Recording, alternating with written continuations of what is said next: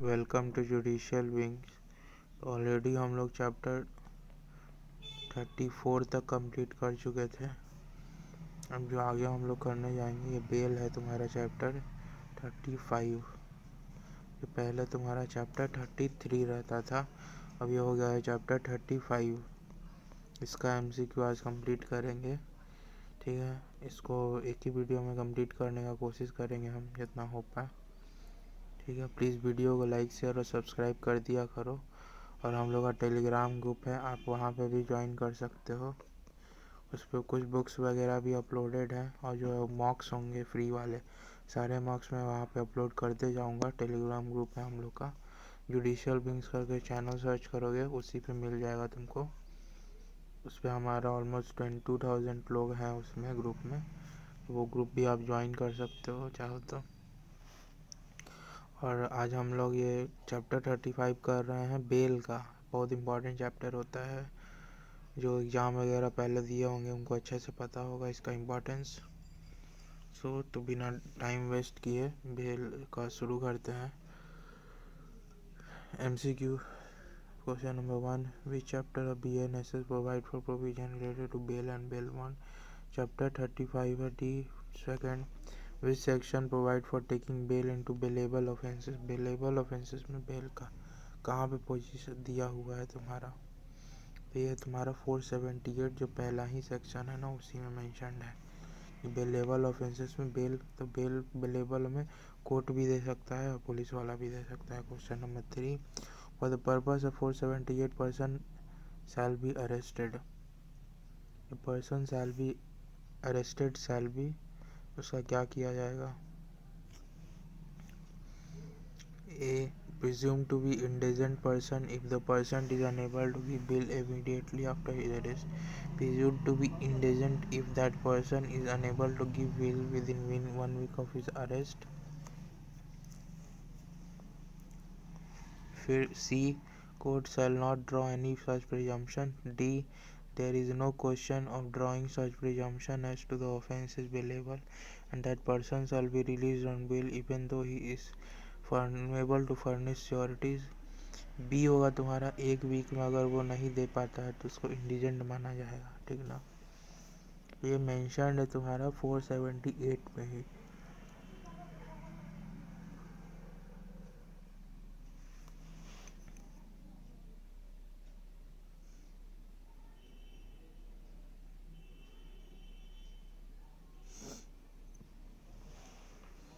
ये तुम्हारा प्रोवाइजो में ही दे दिया गया है, उसको तो जल्दी से जल्दी छोड़ दिया जाएगा, ठीक ना, अगर वो नहीं दे पाता है तो। प्रोवाइजो का जो एक्सप्लेनेशन पार्ट है वहाँ पे आप देख सकते हैं, बेयर एक्ट है तो वहाँ मार्क कर लो अपना भी। Question number 5, 479 of BNSS provides for grant of bail to accused pending trial if तुम्हारा कब है। डी ए है तुम्हारा he has undergone detention for 1/4 period. नहीं, he has undergone detention for 1/3 period for imprisonment is specified by the offence for he was been tried. if he is first time offender है तो 1/3, और he has undergone 1/2 अगर repeated है तो, ठीक ना। First time है तो 1/3 में छोड़ दिया जाएगा, 1/2 कर दिया है तो छोड़ दिया जाएगा। ट्रायल जब पेंडिंग है तो उसी में तुम्हारा उसको पहले ही रिलीज कर दिया जाएगा, अगर वो आधा जेल काट चुका है या 1/3 काट चुका है फर्स्ट टाइम ऑफेंडर होते हुए तो। क्वेश्चन नंबर 6 पे आ जाओ। 479 is applicable if the person is not accused of an offense punishable with death और लाइफ इम्प्रिजनमेंट, दोनों के केस में अगर नहीं है तभी एप्लीकेबल हो पाएगा। 7, who shall not make an application upon completion of 1/2 or 1/4 mentioned in who shall make an application upon completion of, कौन इसमें करेगा, तो ये पहले नहीं था, अब सुप्रिटेंडेंट ऑफ जेल करेगा एप्लीकेशन, ठीक ना। क्वेश्चन नंबर 8 पे आ जाइए। 480 ऑफ BNSS डील्स विद 480 में क्या दिया है BNSS के, नॉन बेलेबल ऑफेंस में जो बेल मिलता है ना वो इसी का दिया हुआ है, जिक्र किया हुआ है, ठीक ना। अभी तक तुम बेलेबल पढ़ रहे थे, ये नॉन बेलेबल है। क्वेश्चन नंबर 9 पे आ जाओ।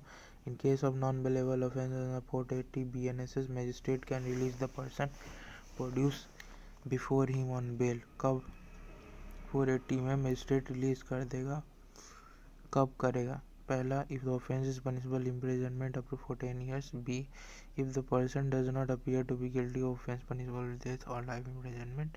C, if the person is not previously convicted of an cognizable offence punishable with death or life imprisonment of or for 7 years. इस सारा सिनेरियो रहेगा ना, तो मजिस्ट्रेट रिलीज कर सकता है उसको बेल पे, नॉन बेलेबल ऑफेंस में भी, ठीक है ना। यही मेंस का तुम्हारा क्वेश्चन हो जाएगा। क्वेश्चन नंबर 10 पे आ जाइए।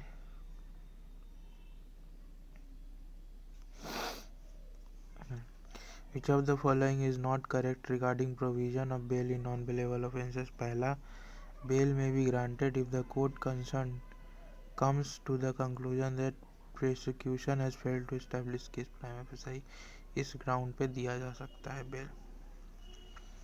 B, bail may be granted if the court is satisfied that in spite of existence of a prima facie case, there is need to release such person on bail in view of fact and circumstances of the case. किया जा सकता है। C, bail cannot be granted to an accused who may be required for being identified by witness during investigation. ये कोई ground ही नहीं होगा रोकने का, नहीं देने का बेल। डी, मतलब उसको आइडेंटिफाई करने के लिए रोक के रखोगे।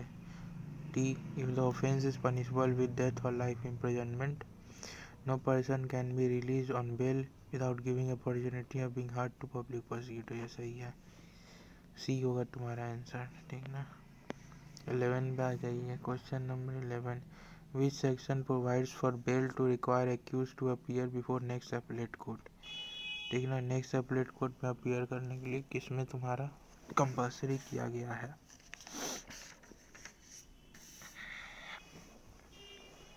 481 में किया गया है। ये एक नया सेक्शन आया है, ठीक ना। इसमें है कि मतलब जो व्यक्ति उस आदमी को इन पर्सन आना पड़ेगा, ठीक ना, तभी बेल का उसको प्रोसीडिंग देखा जाएगा। Appear before next appellate court 481 में आना पड़ेगा। क्वेश्चन नंबर 12 पे आ जाओ। विच one of the following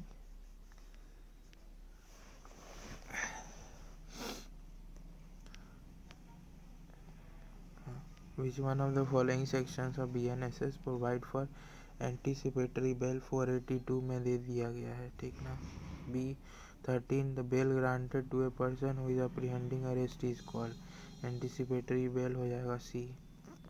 question number 14 पे आ जाइए। Anticipatory bail under 482 BNSS can be granted by, कौन बेल देगा? JMFC दे सकता है? नहीं, कोर्ट ऑफ सेशन या हाई कोर्ट ही दे सकता है। 15 पे आ जाओ। For which one of the following offences under BNSS for anticipatory bail under 484 can be moved? B है तुम्हारा कॉग्निजेबल ऑफेंस के लिए मूव किया जाता है। 484 में तुम्हारा हेडिंग से उठा लिया है क्वेश्चन, तो वहाँ से तुमको देखना पड़ेगा। कॉग्निजेबल ऑफेंस है तो उसी केस में तुम्हारा ये फाइल होगा, ठीक ना।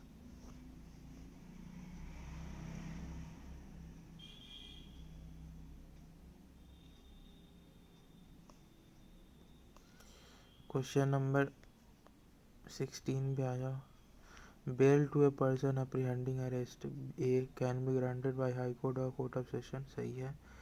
ये गलत है, ये गलत है, ये गलत है, ये होगा तुम्हारा। क्वेश्चन नंबर 17 में आ जाओ।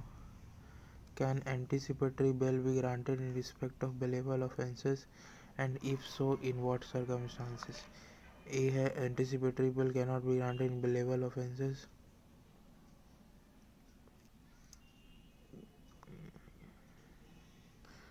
कैन नॉट बी, ये तो सही है। बी है तुम्हारा anticipatory bail can be granted only in case petitioner is a women, not necessarily. C, there is no distinction between bailable non bailable, गलत है। ए होगा तुम्हारा 18 पे आ जाओ। On an application made by person apprehending arrest on an accusation of having committed a non-bailable offence, the High Court or the Court of Session may, under Section 482 BNSS, give the direction that इसमें क्या हो जाएगा कि he shall not be arrested, नहीं ये नहीं होता है, he shall be released on bail without taking, नहीं सी होता है इसमें, in the event of such arrest he shall be, पहले अरेस्ट तो होगा उसका ऑन पेपर, लेकिन वहीं पे छोड़ भी दिया जाएगा क्योंकि पहले ही कोर्ट ऑर्डर दे दिया है छोड़ने का। यही होता है प्रोसीडिंग।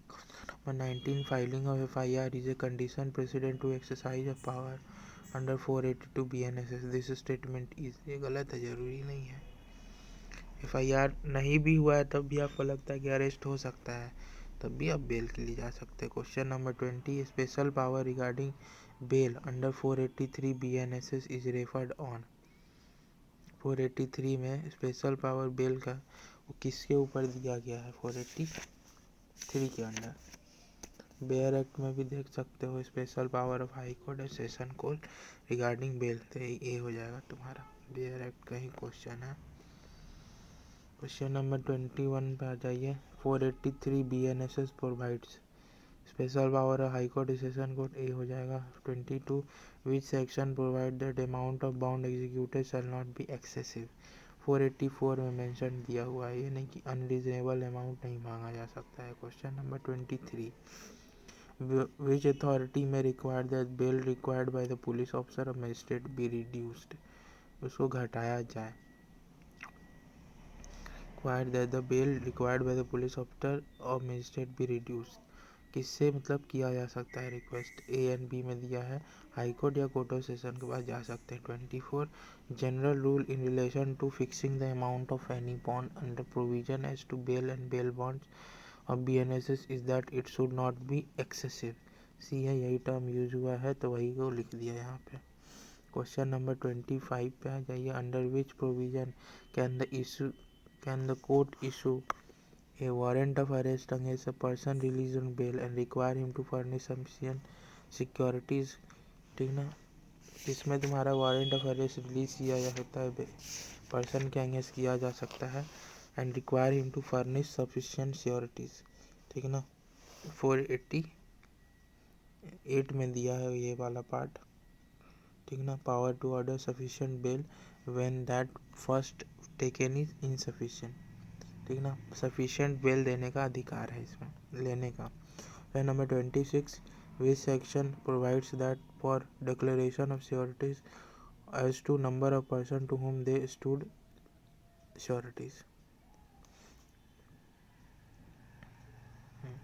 श्योरिटीज जो खड़े होंगे उनसे लेने का अधिकार किनसे है कि उनका मतलब एक डिक्लेरेशन लिया है, इसका एग्जाम्पल समझ लो, जैसे बेल वगैरह फाइल होता है ना, जो भी आदमी श्योरिटी बन रहा है उसका भी उसमें एफिडेविट लगाया जाता है। यहाँ पे वो बोलता है कि अगर ये भागा तो आप हमको पकड़ लीजिएगा या जो भी फाइन होगा वो हम देंगे।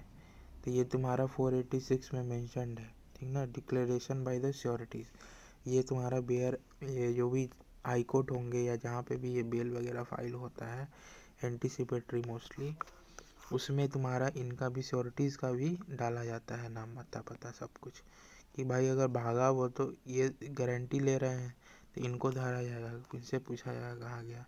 27, विच section provides for discharge of sureties. 489 में दिया हुआ है discharge of sureties. 28, which section provides for procedure in case bond is forfeited. Bond अगर फॉरफिट हो जाता है तो प्रोसीजर क्या है तुम्हारा 491 में मेंशन्ड है। ठीक है ना, क्वेश्चन नंबर 29 पे आ जाइए। Under BNSS where a surety to a bond dies when the bond is forfeited, तब क्या होगा?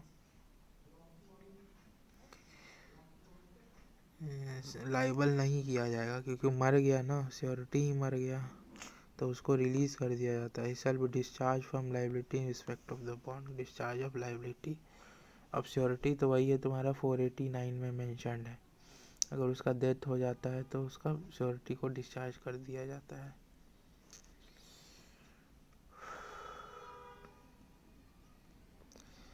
बहुत टाइम लगता है बनाने में, एक दिन में इतना वीडियो बना रहे हैं लगातार, number 30, in case cash in lieu of surety bond can be permitted vide. किस में दिया हुआ है cash deposit instead of recognition 490 में दिया है 31। In case where penalty can not be recovered from the surety under 491 BNSS the court can order imprisonment of surety.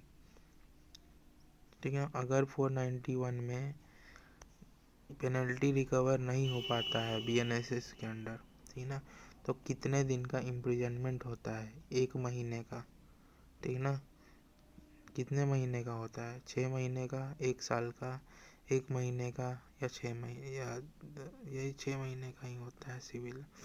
और जो इम्प्रिजनमेंट होगा ना वो सिविल होगा, सिविल नेचर का होगा, क्रिमिनल नेचर का नहीं होगा। सिविल जेल में रखा जाएगा फॉर ए टर्म विच में एक्सटेंड टू 6 महीना तक उसको रखा जा सकता है जेल में। यही है प्रोविजन।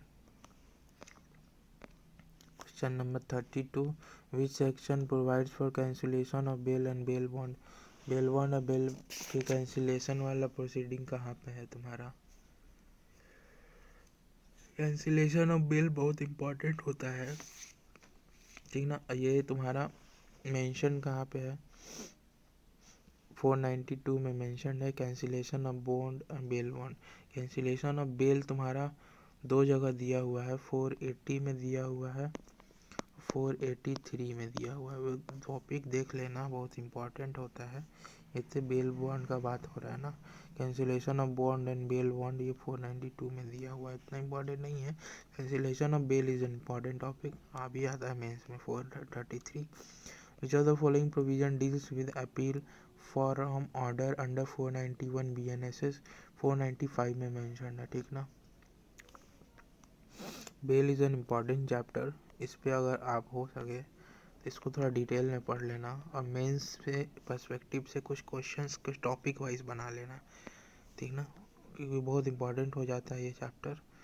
सेक्शंस तो मे भी अभी याद नहीं हो रहे हैं, ज़रूरी नहीं है, ठीक है, कोई प्रॉब्लम नहीं है, लेकिन मेंस वाइज तुम्हारे पास टॉपिक और कॉन्सेप्ट का क्लैरिटी होना चाहिए, ठीक ना। प्लीज़ वीडियो को लाइक और शेयर कर दिया करो, सब्सक्राइब कर दिया करो। Thank you for watching this video.